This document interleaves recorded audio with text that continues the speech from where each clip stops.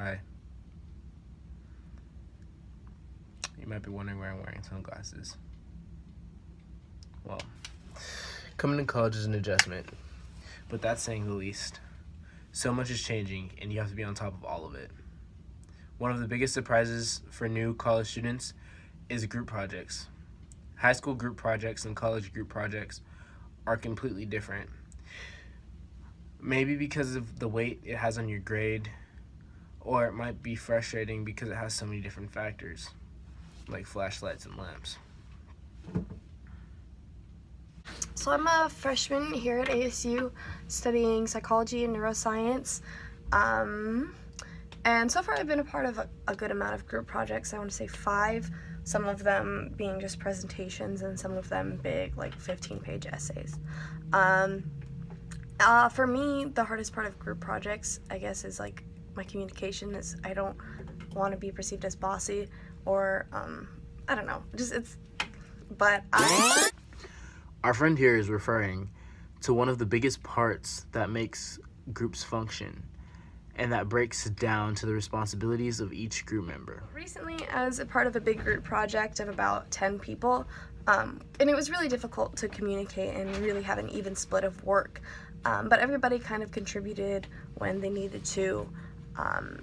However, it was a little bit frustrating because one or two people decided to do a lot of editing and work.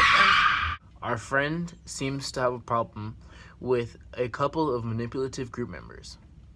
You see, most people are cool, but sometimes self-centered people prefer to attack others than to deal with the issues. I guess I understand that it is frustrating sometimes when you ask people to do things and they don't contribute as much, but what I was really upset about was this person had been emailing the teacher saying, oh, nobody's helping, when they didn't really communicate that they wanted the group members to be doing more work or contributing to the editing or whatever.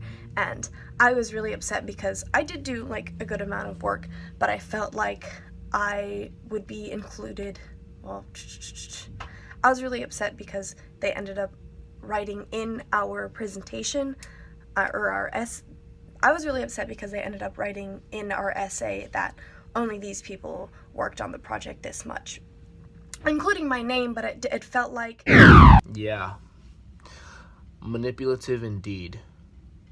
Make sure you know how to spot a manipulative group member, because it can go a couple of different ways. That Starbucks drink could have been them buttering you up. They might try and guilt trip you, or just press you over and over and over and over and over and over and over and over and over and over until and over and over and over and over until you give them what they want to stop. They may pretend to only hear select parts of the agreed upon plan, or just bully other group members until they get what they want. I saw different group members working and being less vocal about it, and it's really upsetting to see these people not get as much credit because they didn't, weren't bossing people around and weren't telling everybody, hey, I did this, I finished this. They just quietly did their work. Allowing the disruptor to manipulate the group in order to keep the peace rewards the troublemaker only. Confront the difficult person directly, and if all else fails, separate yourself from that person. Relate to real life in a college student is, I think once you enter the work field, most fields are collaborative, and so you do need to learn how to work with people and both be able to get work done efficiently and make sure things are good and make sure everybody's on task, but also preserve the social interactions and social relationships. Or pass your COM 100 class. That you have, because that's also just as important, because if people are working really hard and really smart in a group, it won't work if you don't know how to communicate and work together. Tips that I have for incoming freshmen would definitely be to just talk. Like if you're feeling like you're doing too much work, just say that and don't be rude about it. Just be like, hey guys, just communicate and just ask for what you want.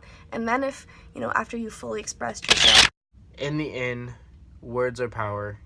Your group members are no Professor X and can't see what you're thinking, so just talk to them. And yeah, just do your work, kids.